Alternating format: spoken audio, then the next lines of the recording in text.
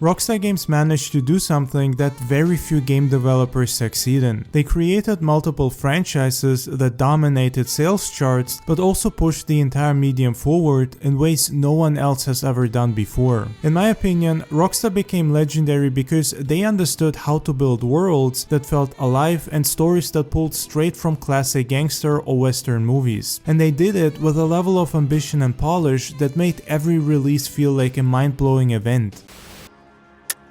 You fuck young boys, Valdez. Are you a madman? What I love most about Rockstar's output from the early 2000s through the 2010s is how each game felt like a complete vision. GTA 3 revolutionized open world gaming by giving us a living, breathing city to explore. Vice City perfected the 80s aesthetic so thoroughly that it became the definitive nostalgic representation of that era. You're gonna find out who took our cocaine, and then we're gonna kill them.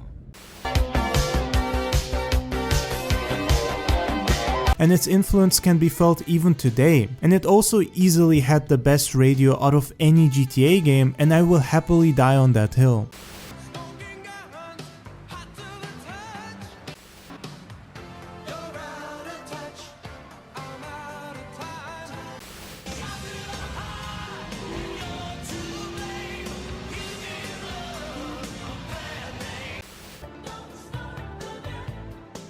San Andreas was insanely ambitious, giving us an entire state to explore with multiple cities and endless activities. These games were cultural touchstones that people talked about for years, and we still keep talking about them.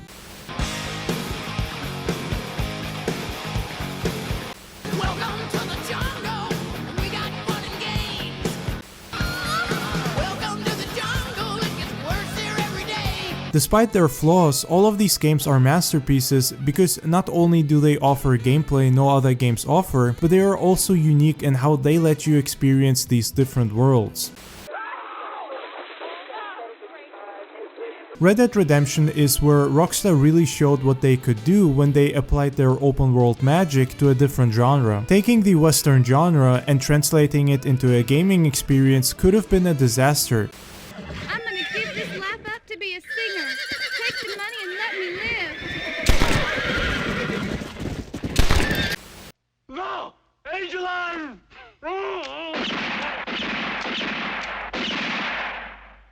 Especially since a lot of Wild West video games at the time were either pretty cringe or simply not that good. Instead, they created one of the most emotionally resonant games ever made. John Marston's journey from outlaw to family man to tragic hero hit harder than most movies. He became a legend, and there are very few characters in gaming that were written as well as John or had stories that were as tragic as his. I had a daughter, but she died. Years before that, I rode in a gang. We robbed banks, trains, held people ransom. We killed people we didn't like.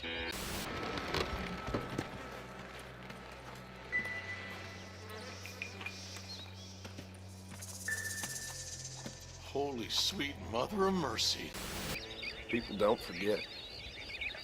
Nothing gets forgiven. The attention to detail in Rockstar Games was always what separated them from the competition. NPCs had routines, radio stations played lots of licensed music, while cities had distinct neighborhoods with their own character. GTA 5 is probably the peak of what Rockstar was capable of when they were cooking hard. 3 protagonists with connected stories and a satirical take on modern Los Angeles that was pretty hilarious and a bit too much foreshadowing when looking at the state of the current real world.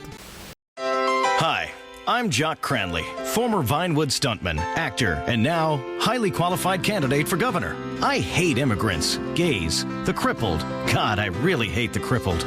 I can't stand unions, cops, old ladies. The thing is, at least you know I'm a dick. Most people fall in love with a politician, and as soon as they are elected, they say, wow, this guy's an asshole. With me, you know from the beginning, I want to be your asshole. I used to be a stuntman and TV actor. I cannot understand policy at all. I need to reduce things to a really basic level. I'm perfect for higher office. Listen, the state of San Andreas is in big trouble. We've cared about people for far too long. I'm not extending a helping hand. I'm giving you all the finger. I will throttle the deficit just like I used to throttle bad guys. Vote for me, Jock Cranley. This message paid for by Jock Cranley for governor. With Red Dead Redemption 2, they took that ambition even further. The level of detail in that game is just insane. Rockstar built a prequel that somehow made the original game more tragic because you knew how it would all end. But somewhere between Red Dead 2's release and now, something shifted. Rockstar discovered that GTA Online was a money printer, and that discovery changed everything. Instead of moving on to the next project, they kept milking GTA 5 for over a decade. The game came out in 2013 on PlayStation 3 and Xbox 360. We're in 2026 now, and GTA 6 still hasn't been released. That's 13 years of re-releasing the same game across multiple console generations while focusing development on online content that's honestly mostly cheap and a waste of time. But now, man, you're like this place, you're a shell. Go fuck yourself. Are you some kind of pure morally justifiable asshole? What, because you're totally psychotic, somehow it's okay? I'm honest, all right? You're the hypocrite. Oh yeah, you're a fucking hero, so far above it all. Oh yeah, well I'm not above ripping open your fucking chest to see what's replaced your heart. Rip it open! See what's there, baby, because I'm ready! GTA Online started as a fun addition to GTA 5, a way to mess around in Los Santos with friends. But over time it became this microtransaction heavy grind where everything costs absurd amounts of in-game money and the game conveniently sells you shark cards to speed up the process. New content is locked behind hours of repetitive grinding or real money purchases. The creativity that defined Rockstar's single-player experiences got redirected into designing systems that encourage players to spend more money. To me, it also feels like the content has been getting cheaper and dumber with every update, almost like they know that their modern target audience is full of teenagers and little kids that are hooked on TikTok or bad clickbait YouTubers that give them brain rot. It's the biggest piece of dog shit that I have ever heard. I mean, I still remember playing GTA 4 for the first time as a kid, and I was blown away by just how good and mature the story and the game were. It was easily the darkest GTA, and despite still having plenty of black and satirical humor, especially on the radio and billboards, you're bringing a lot of heat. Hang out with bad people, doing bad things, making idiot moves. I'm an idiot. I move. True. It almost felt like Rockstar was trying to go into a much more mature direction with the franchise, similar to Red Dead Redemption.